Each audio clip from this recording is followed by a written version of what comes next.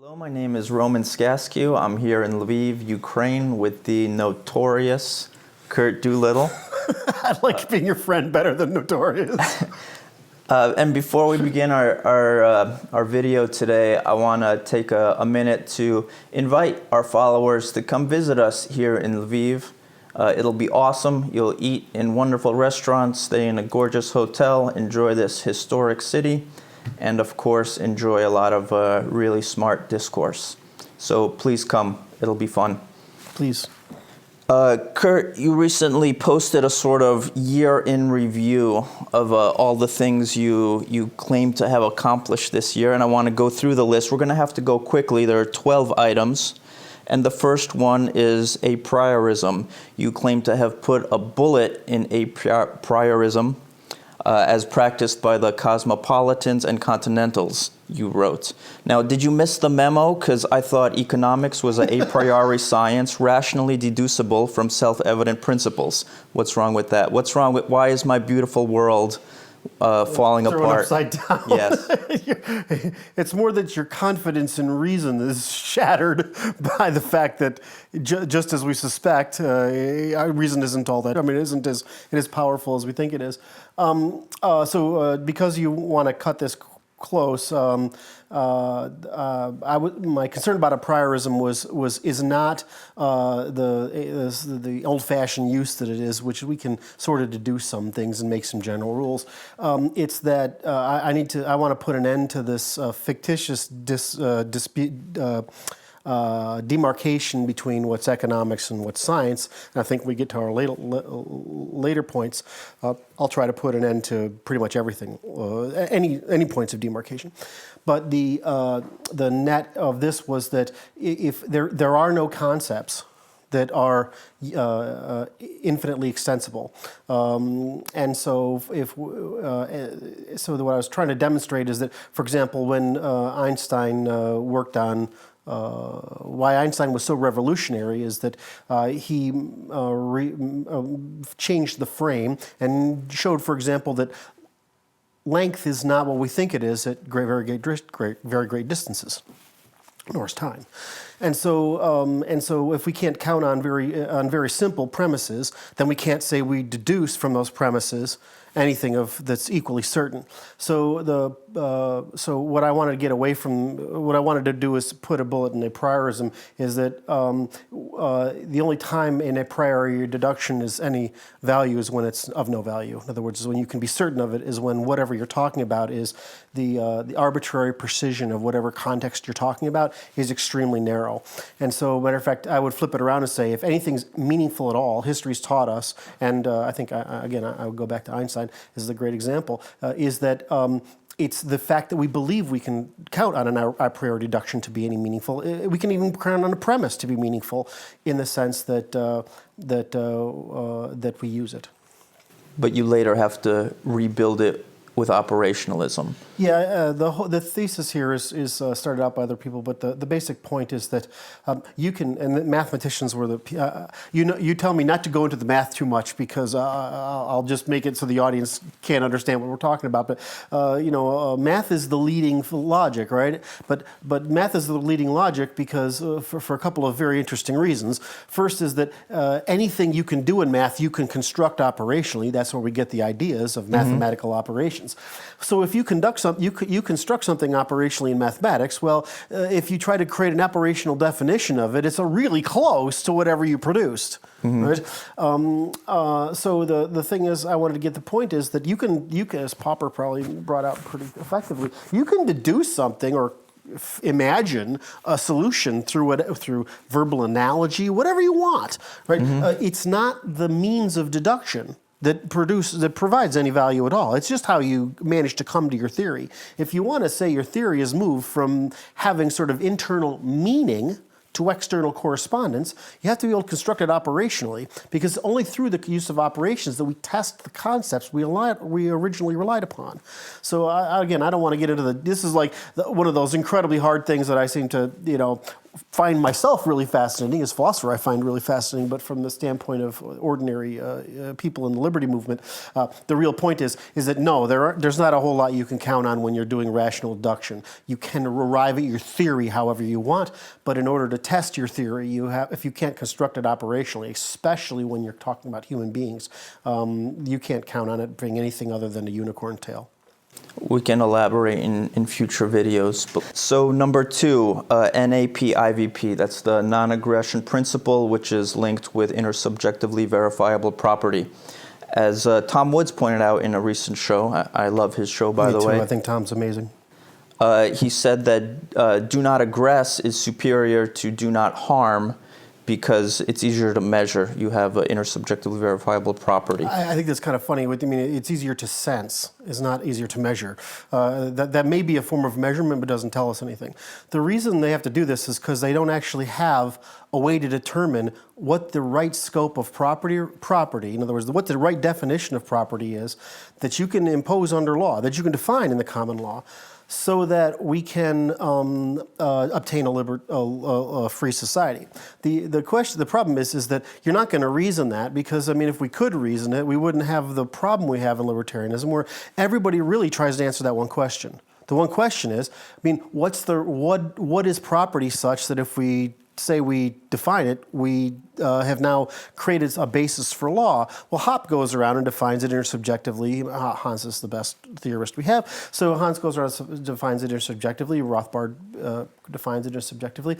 And again, you'll find all these guys rely on intersubjectively verifiable property. But what that really means is the only thing you're prohibiting is crime. You're not prohibiting, in other words, physical transgressions.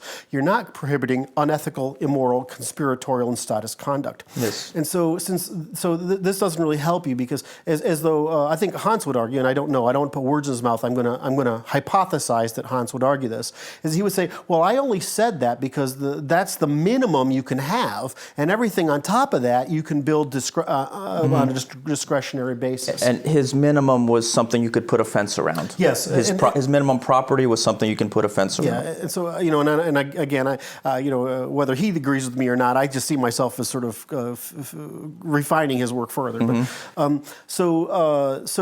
I don't take a rationalist position, because, like I said, when I said in the first point, I don't have a whole lot of faith in reason. I take an empirical viewpoint, and my question is different. It's what is the minimum suppression of involuntary transfer, free riding, before the transaction costs are low enough that it's rational to join a voluntary polity instead of demanding a state.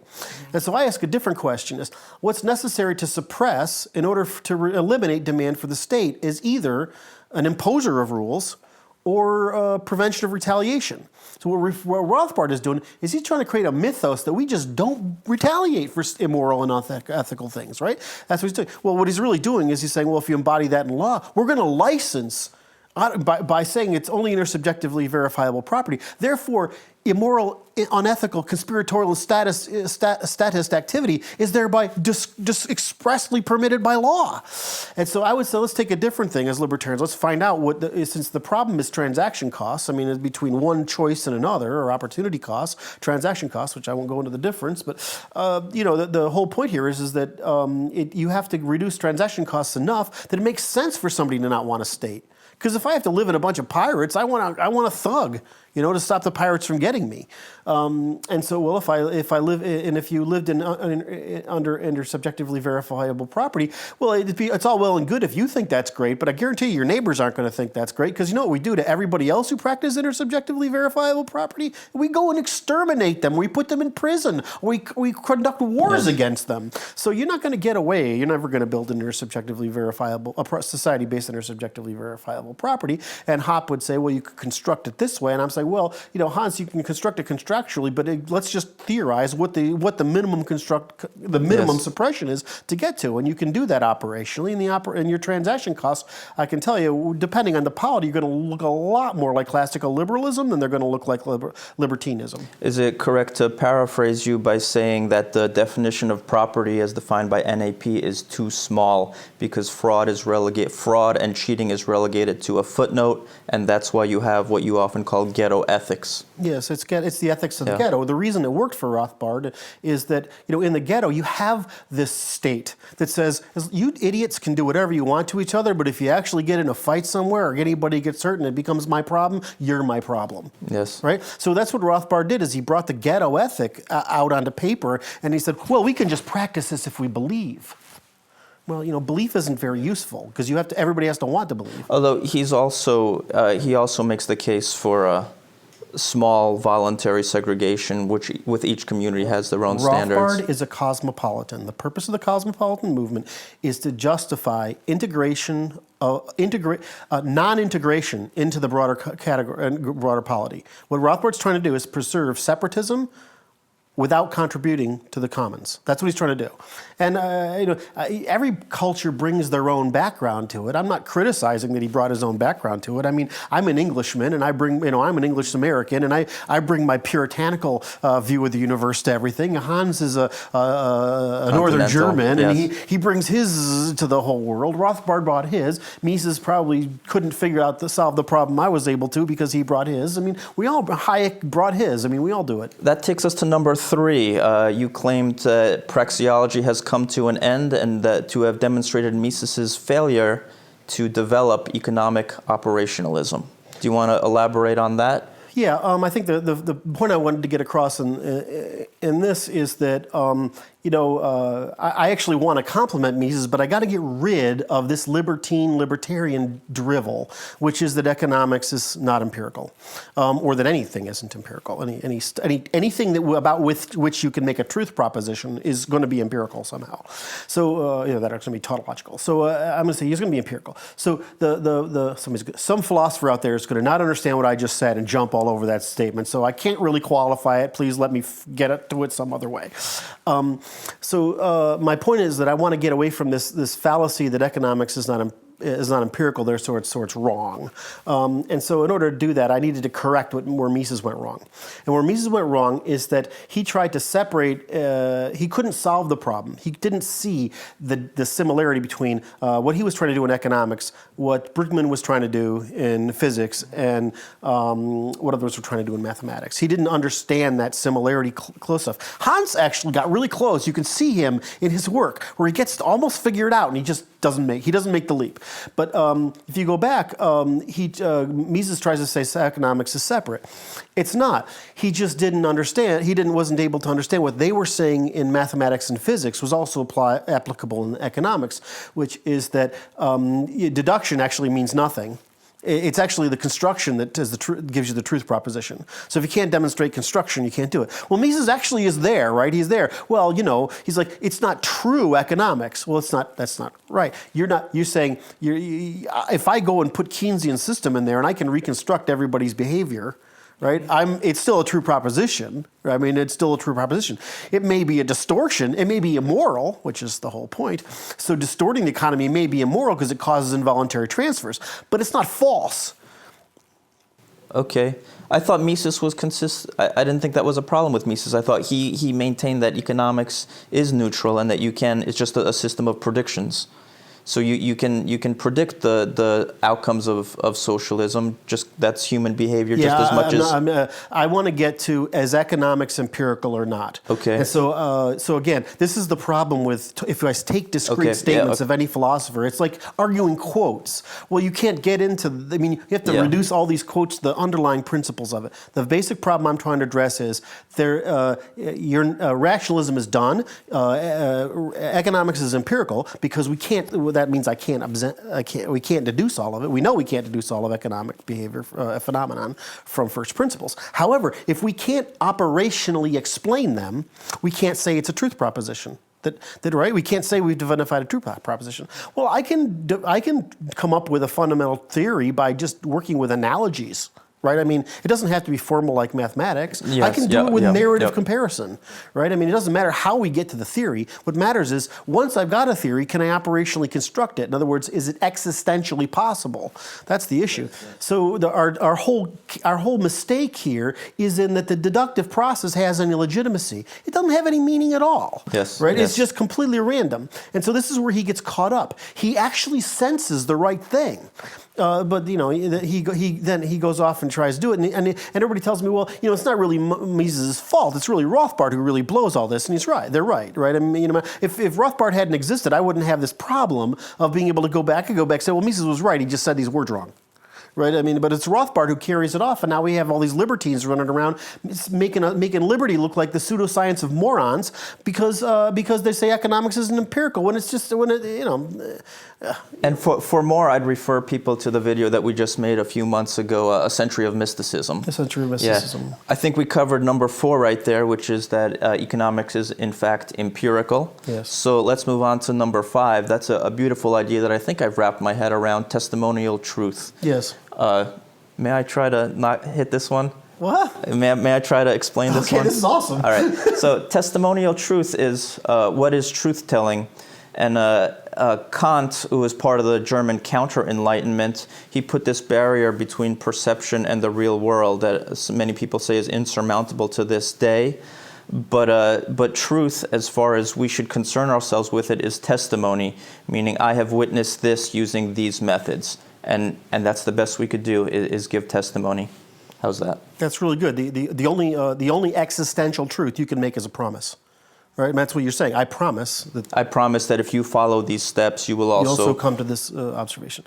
So this is called the reason I separate testimonial truth, right, when I use it, from performative truth, which is how it's used in linguistics, is in performative truth in analytic philosophy. Mm-hmm. They try to basically what they're saying is that this is the study of words and meaning, right?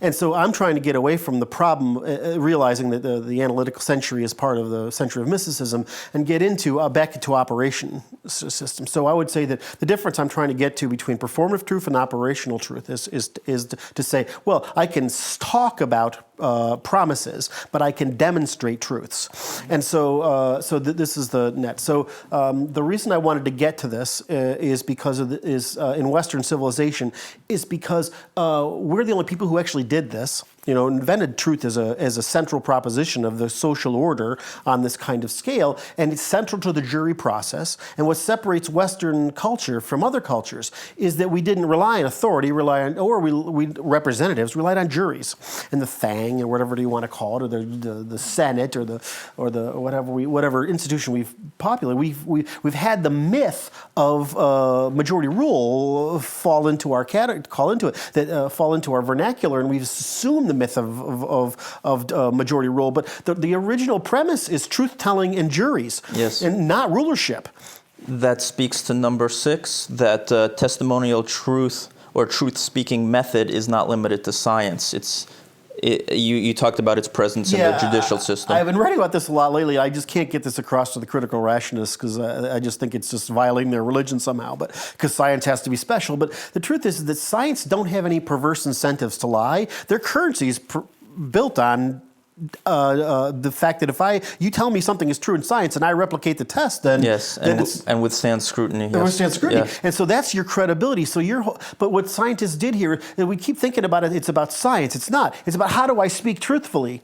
So we think about the discipline of science as having things to do with the physical world. It just so happens that the study of the physical world and the incentive of science don't have any perverse incentives like politicians do to lie, or lawyers do to lie, yes, or gossipers or Republican intellectuals have to do with bend truth and lie, or priests do. The scientists just don't have the perverse incentives that everybody else is. So science we look at the wrong way. The discipline of science is how do we, as humans, figure out with our really weak reason, intuition, and all those other tools we have, develop the logics, the instruments, and the means of working them together so that we can speak truthfully to one another. So I would say it's not the scientific method, it's the truth-speaking method. The scientists just happen to come up with it because unlike the rest of us, they actually have the incentives to tell the truth. The rest of us are running around saying, well, I can get away with this. This is pretty good. I love the way this is flowing. We are at number 7, the merging of science and philosophy.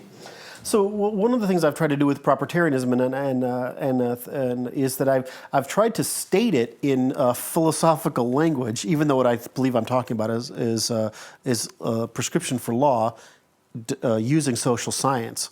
But I'm trying to describe it in philosophical terms because I want to show that this proposition that basically philosophy is the evolving art of trying to figure out how to speak truthfully to one another, and that's why only Westerners came out with it. Is because our original people in the West, I mean, were cattle raiders, right? And we had to get a bunch of guys together, and of all the disciplines, military is the least forgiving of not telling the truth, right?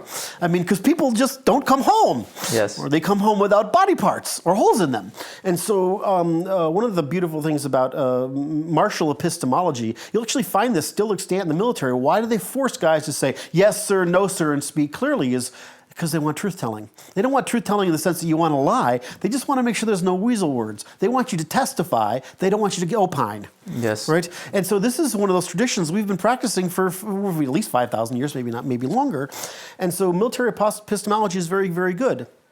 Anyways, I got sidetracked onto that. I don't remember where I was. Science and philosophy merging. So what I was trying to do is say that if I can state I'm really trying to state, and I've organized the book this way, is it's organized as philosophy and social science in alternating sections. And I've tried to do this to show that the purpose of philosophy is truth-speaking. And we just started out in the West. This is the best we've been able to do is get to the 20th century, which is not too impressive really with a century of verbal mysticism it turned out to be. We've spent thousands of years trying to get to basically perfect the science or the art of truth speaking, which turns out for human beings is pretty hard. Not because we don't want to speak the truth, because it's just hard. A lot of continental philosophy seems dedicated in its aims towards obscuring truth speaking. They saw it as a threat. They saw English truth as a threat to German duty. Yeah, but maybe we should save that for save that for their video. That's actually true because my argument is, which is that English speak the English got the speech right, the Germans got the idea, the purpose right, and the cosmopolitans just got nothing right. And so we wanted to get that's the tale of three cities you want to get to. Let's move on to number 8, truth speaking as an evolutionary strategy. Right. So remember that one of the things I've been trying to do is to try to show that different cultures use the concept of truth. The word we use is truth, right, which is pretty close to testimonial truth. Cultures use this term differently. You talked about the origin of the word. It comes from the word oak in what language? True as an oak, as hard as an oak, as rigid, as steady as an oak. You can count on this guy. This way you can count on a stout piece of wood. And so true, I think is how it's pronounced. Or dru, I think is the original. But whereas in other cultures, it's word of God is truth. Yeah, I mean, in Islam, I love Islam because it's like they just came out in the 12th century there, or the 13th century, and said, yeah, this is true right here, right, and there's nothing else, right? I mean, and if it conflicts with this, it's wrong. Whereas in German and English, I mean, it's pretty much, well, for us, it's either you can testify to it or not, right? I mean, for the Germans, it's got an edge of duty in there. And that's why Germanists, I think, got it right. They're a landed people, so they sort of have to preserve duty in there. And, the cosmopolitans, they're studying scripture. I mean, their whole culture is thousands of years of studying verbalisms, right? I mean, so truth is what works, right? I read this scripture, I learn what I can from it. It's not really true. It's just whatever. And nothing I have to say is true in the sense that it's the Word of God, because the Word of God is unknowable. It's just whatever I can do. Whereas, and among warriors, I mean, dude, if I risk my butt for you, what you say better be right, because we're both dead otherwise. And so cultures use the concept of truth to further their strategic value propositions. And I think a couple of people are out there already writing papers about this. I know two people who are writing papers about this as innovation over Hegelianism, but All right. Speaking of evolutionary strategies, the next one that you did, the next thing you did this year was write about the genetic defect of altruism. What's wrong with altruism? Well, or have you been reading? Have you had a second look at Ayn Rand? Well, I mean, no, I mean, of course, you need, if you weren't altruistic to your kin, your offspring, Yes. we wouldn't be around. I mean, I make this, I'll cover this in a couple steps maybe, but I mean, I always look at babies as a father and as an aspitarian, so to speak, sort of father. I look at offspring and I'm like, these things they're smelly, they're noisy, they're really dirty, they're annoying. They take up a lot of resources and attention. I can't go think about what I want to. If mothers weren't like thinking these, Yes. every mother thinks their baby's cute. Every mother thinks their child is interesting and whatever, and is going to grow Yes. up. If they didn't think like that, they would just like, this is horrible. Yes. So anyway, I forgot the question. now. Genetic defect of altruism. What does that mean? So we don't know if this is true or not, but we know that the different group, we call them races, but different tribal groups, so the different groups, species, have different levels of testosterone, different levels of different body chemicals. But basically, for something happened to Europeans where we either bred it into ourselves or it evolved out of the living around the North Sea area, that seem to have gotten rid of some sort of aggression. We're less aggressive than others. We're actually not less aggressive than Asians, which gets thrown around a lot. We seem to have more testosterone, but we don't seem to be as obsessed with things fitting together. The way Asians. Yeah. And this doesn't appear to be culture because we can test it in babies. So what's happened though is between that altruism, our inbreeding, our universalism, our outbreeding, our universalism, and our Christianity, it worked really well if you were afraid of the guys in the East who are wealthier than we are and of much greater numbers and much more aggressive. If we wall off everything at the Bosporus, and we don't let anybody in here. But the truth is that altruism is a great product, a great tool.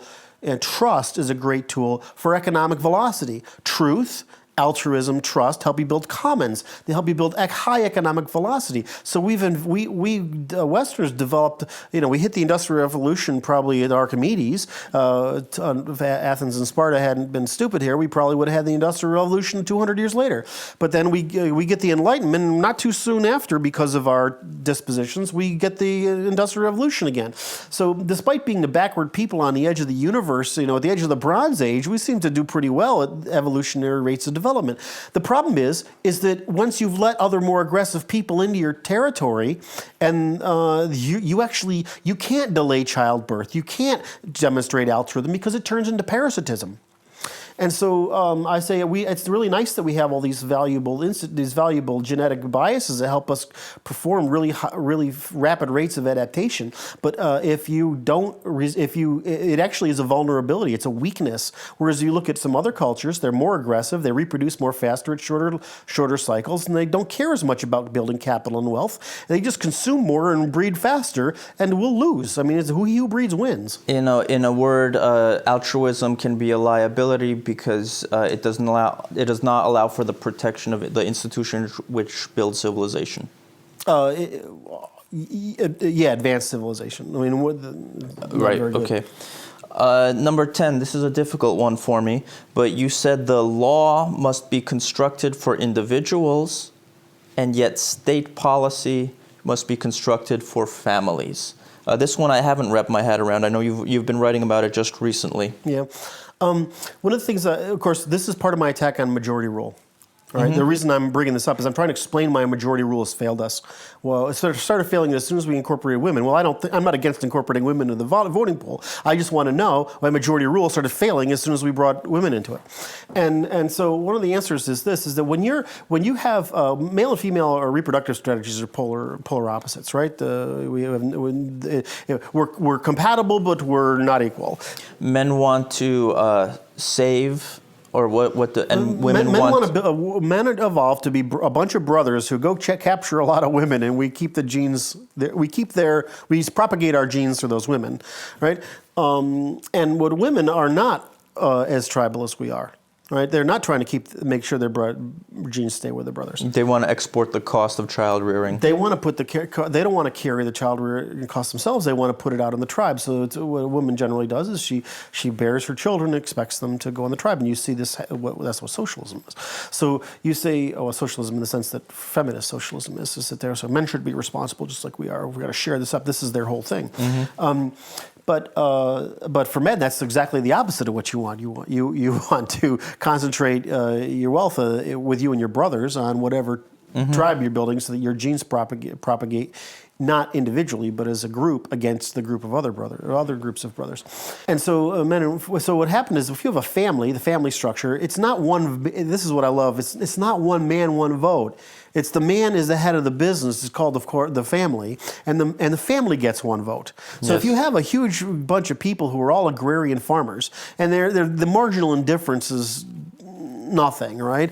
And so and then they're married. So what you've done inside the family unit in all societies, not just in the Northern European, what you've done in all societies is you've neutralized the gender conflict within the family, and you've forced all the compromises to happen there instead of in the state.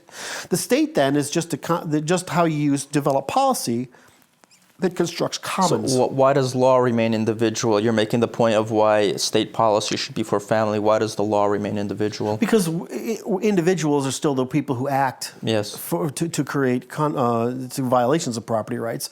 And so we've tried very hard, actually, to eliminate what we consider feudalism, feuding, not feudalism, feuding, which is holding families accountable for families. We've tried to expunge that, but that's tradition. That's usually how it's done. Families insure families.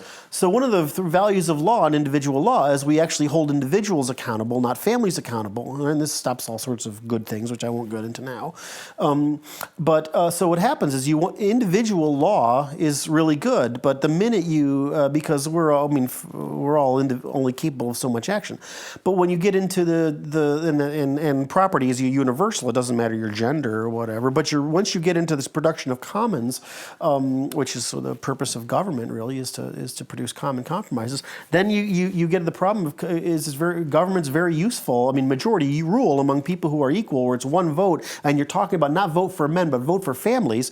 Well, when I vote like that, majority rule is really good for selecting priorities out of a set of limited resources. But once you have the government consists of a bunch of classes and a bunch of genders, all with completely different reproductive strategies, the only thing there's no way to actually come to a resolution there. Basically, somebody has to win and everybody else has to lose. Yes. So what we have in the market is we have the ability to trade with each other.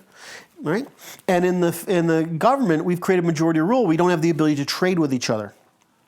Right, and so our problem was not learning what we did from the market and bringing that in. What we did was we kept the principle of choosing priorities among equals whose differences were neutralized by families outside of government, and we forced all that conflict that happens below the government, inside the families, up into the politics. Yes. And so what's happened is that it's not a possible problem to solve, which I'll get to because I know you're trying to rush me here. It's not possible to come to a compromise among people who cannot compromise.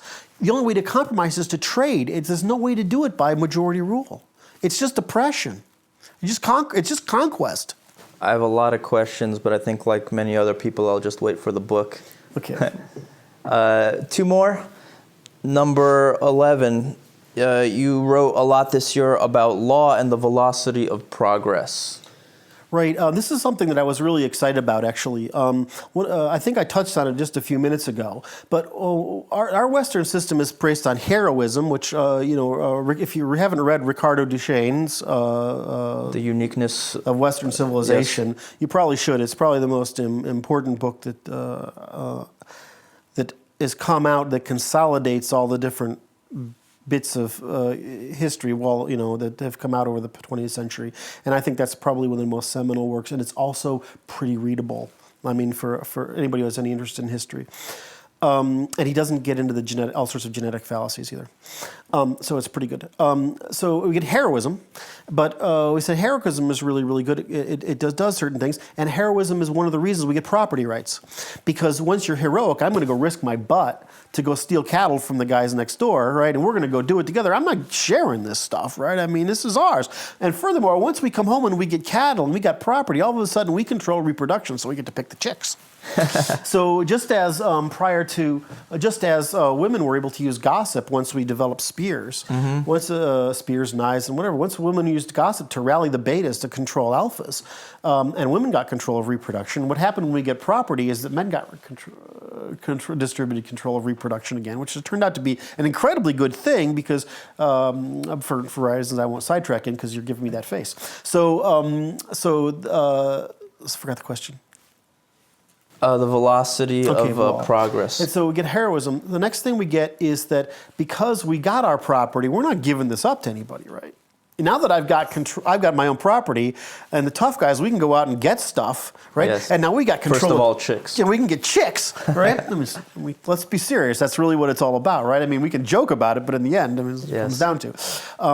We could go out and we got control of this. We're not giving up our status, our chicks, our wealth, our choices, our food, our reproductive abilities. We're not giving this up to any central authority, right? We don't need it. First of all, we don't need to be centrally organized to fight because we trust each other. Yes. Right? And so we have really great battle tactics, which allow us to independently maneuver using cavalry and chariots.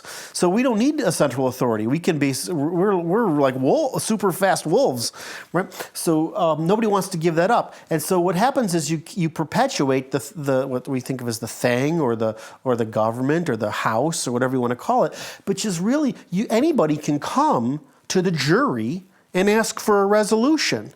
And the king's job is not decider, he's just judge, right? And he's just facilitating the rules of this thing. And just, oh my God, to keep our group from fighting with similar groups. Right. I mean, the thing you need a king for, the thing you need a State Department for, yes, is that you can't have multiple people negotiating with third parties. Right? There's no, because otherwise they just circumvent you. So the king's job, as part of his job, is to make deals with other kings so that, he's functioning as state. Well, his job is to represent that part of it. Plus, he's trying to keep you guys all from peaceful and stuff. So the king's job is judge. But most of the time, you can go to a group of Anglo-Saxons and just go to a jury. That's where we get it from. Well, I mean, we forget that because we're so worshipful of this fallacy of democracy, this majority rule, that we forget that the Greeks did this too. It was not like you got this stuff by lot, right? You got and they function more as a jury. It only evolved into being government because the same people on the jury were doing the civic work. I don't want to get into this too much, but the point I'm trying to get across is that the delta between the rate of innovation in your population. This is the summary. That's what I was waiting for, yeah. The delta between the rate of innovation in your population, in your society, and the rate at which you can suppress free riding, corruption, parasitism, whatever you want, the entire criminal spectrum on it. That rate there, the narrower you get, the faster you can the faster you can evolve your innovation, commerce, trade, and whatever. So one of the great things about the West is our jury system has the lowest delay between the rate of innovation and the rate at which you suppress free riding on it. And so again, what we did more successfully than any other culture is we suppressed free riding everywhere. We made the absolute nuclear family where you don't even let your kids stay in the house. Yes, kick out the kids. We pushed everything out there. This turns out to be pretty eugenic, over time, which I'm sure the bottom half doesn't like, but it's actually good for mankind. And it turns out to be one of the reasons we evolved so fast. Next one. All right. Last but not least, most of us have heard how Hayek wrote that money and prices are a transfer of information. You make what I think is a broader statement that all voluntary exchanges are a transfer of information. Yeah, actually what I wanted to get across, and we're going to do another video on that. I think we're doing 2 videos today, and our second video is going to be on this topic, so you can look forward to that. With our friend Eli, who came here all the way from Alaska. Thank you, Eli. So you should come to wherever you are, because it's not as far as Alaska.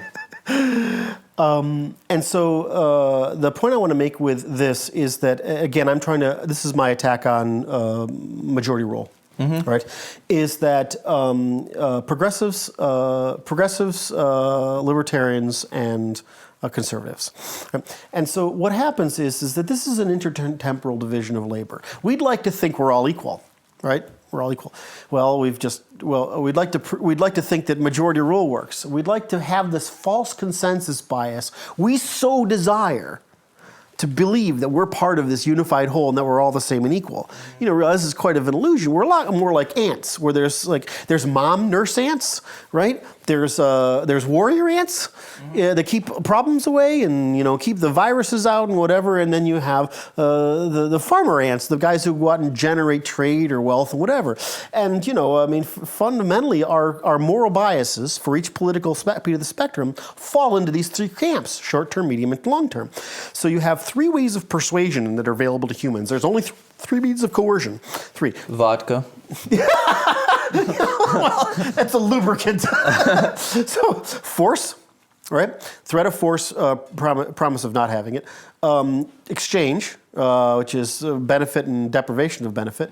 And gossip. And gossip is ostracization or inclusion. Right? And so you have progressives are the masters of gossip. They're the ones who produce all the literature. They produce all the channels, all the stuff until they talk to each other. This is gossip. And this is what women did to control office. This is how they invented it. This is where I think speech might have come from. You have libertarians, and our job, they're moral specialists, right? Progressives, their whole thing is collect stuff and produce offspring. And the whole joy in the world is simply to produce the most of us happiest children as possible, right? This is it. But that's like, if you didn't have that, there wouldn't be a lot of humans. But you can't let that happen because it's eugenic and destructive as all get out. Libertarians, we're like, it's guys like us. We got to make profit. We want to make things happen. We want status from our profit. We want to make things different. And conservatives are like the guys who hold the walls, right? I mean, they have really high sensitive to impurity, disgust, a sanctity. So all the long-term stuff conservatives are worried about. But we tend to think about this as something we can learn, but we don't. It's like teaching warrior ants and nurse ants to do different things. You're not going to. Conservatives can understand libertarians and progressives. Libertarians can sort of understand conservatives. But progressives literally think that conservatives and the other people are crazy. That or they're evil, yeah. What? Yeah. And but we tend to think of this as a bias or something you learn. No, sorry guys, this is one of those natural things. It's 80% genetic and 20% not. And the net is that we need these different things. We needed those things encapsulated in the tribe. We needed them in the family. We needed to divide labor of short-term, medium, and long-term, just the way we had to produce commerce. We had to divide ourselves into people who make wire, people pull metal, people make pins. Oh, okay. I think this is pretty different than what I thought it was. So you have the division of labor that these different people are working about different things morally, long-term strategy, short-term strategy. That's a division of labor. It's a division of labor at the reproductive level. So we tend to think about the division of labor at the production, yes. But we forget that the purpose of production is to satisfy reproduction. There's no other purpose for it than our own reproduction. Okay. So we have developed out of our division of intertemporal reproductive labor, we've developed a very advanced society. Oh, that's a really new idea. Yeah, I think that's pretty new. Where's the voluntary exchange in that? Well, the same as just like we have prices, right? I mean, for libertarians are all familiar. I mean, most everybody's not familiar today because of socialism with the fact that prices, money, property, contract, money, and prices are necessary because it's just an information system. It's the human internet, right? I mean, it's how we know what to do. We don't want to run the world by prices. I'd like to do it by you and me loving each other and stuff yes. like that and shading. This is the whole progressive thing. I want to feel good, but I mean, we run the information system is built off money. The problem is when we get into the production of commons, we screwed that up by saying, now we've gone and made this thing called government, now it's majority rule. And so there's no information system up at that level to let us take advantage of the progressive knowledge, the libertarian knowledge, and the conservative knowledge. Just as there's no way without prices for you to know what's happening to the need for steel or corn or bacon, right? There's no way in a government to know anything of concreteness. I only now see what you're getting at. Yeah. And so the problem is that we've not built an information system. I'm not against, I'm not against the production of commons. I mean, I think that's the West's advantage is we've weaponized the commons. No one else can do it. And so I want the use of the government to produce commons. The problem is we can't make use of information. We've actually set upon a self-destructive, anti-Western method by bringing out majority rule. So majority rule cancer. stifles all those decisions that would normally that would normally be the communications between these three different reproductive strategies. Right. We normally just do what we do in the market, which is just form compromises. See, the marriage, for example, monogamy is a pairing off, which is what the anthropologists call it. Pairing off is really useful. It's where you get the sort of Nash equilibrium. None of us can do any better, right? We'd all like, who's the Marilyn Monroe of the 20 teens, but we'd all like the hottest chicks in the world, but we know we're not going to get them. We pair off, and that's the best we can get because no other thing is possible. Well, it's the same thing with if we have the ability to trade in government. We'd achieve all these compromises through formalized exchanges if we ran our government like we run the market. But we don't. We run it by majority rule as if all that stuff is still happening down at the family level. All those compromises were happening down here, outside of government. But now we've gone and we've moved them up into government. It's like the Peter principle of civilization. We've made our own, we've risen past our level of complete incompetence. We've made ourselves, we're so proud of democracy, and what we've done with it is made ourselves incompetent. Yes. I mean, we're riding on past greatness. That's the only reason we're here. I mean, if you even look at science, I mean, look at how much it was done in the 19th century. So that's your 2014 in a nutshell, and you still got a month and a half. Well, I mean, I want to start out because I came out of the closet against the libertarians. Yes. Last December. Came roaring out of the closet. I just want to come out and. Well, I mean, controversy is useful, right? Controversy creates chatter. It gives an opportunity for somebody. If you come out and you're all begging for forgiveness, but I mean that's contrary to aristocratic. Yeah, and it forces you to reinvestigate your ideas when you're arguing. Yeah, somebody told me I'm So come here and argue with us. So we done? I think that's a wrap. Thanks, guys. Thanks for everything. Thanks, Roman.